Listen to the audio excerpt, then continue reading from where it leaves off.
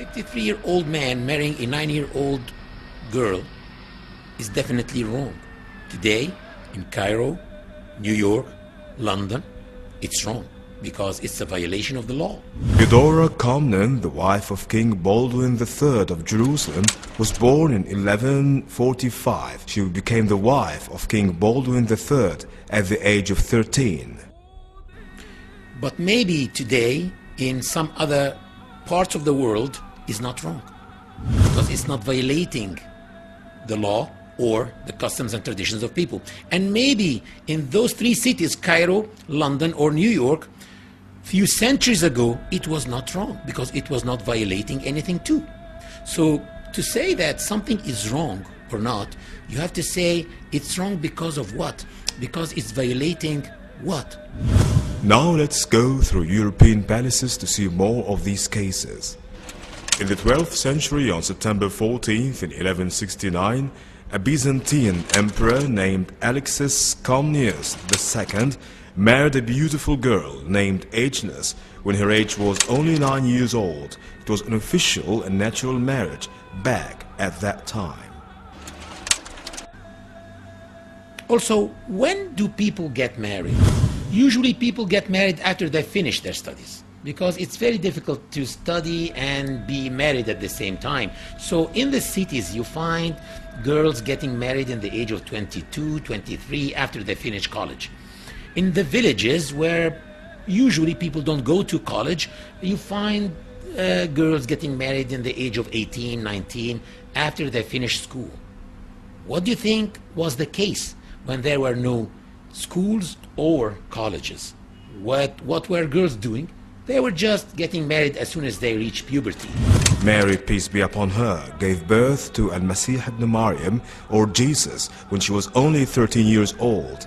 Actually, today, after 1500 years, you find in the US girls getting married by the law at the age of 13. In New Hampshire, the age of marriage starts at 13 years old for girls by the consent of their parents. In Texas, 14 years old. In Missouri and Mississippi, 15 years old by the consent of their parents. Also in Spain, until 1995, it was 12 years old. And now it's 13 years old. In Canada, 100 years ago, it was about 11 years old. So it's unfair to judge people according to today's laws and customs. You have to judge people whether they were doing something wrong or not according to their own laws and their own customs.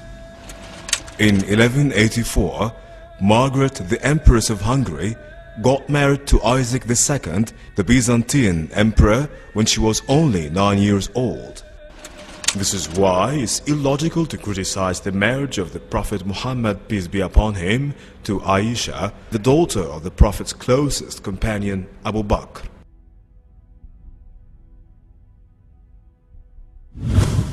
One may ask himself, did Prophet Muhammad, peace be upon him, had any enemies?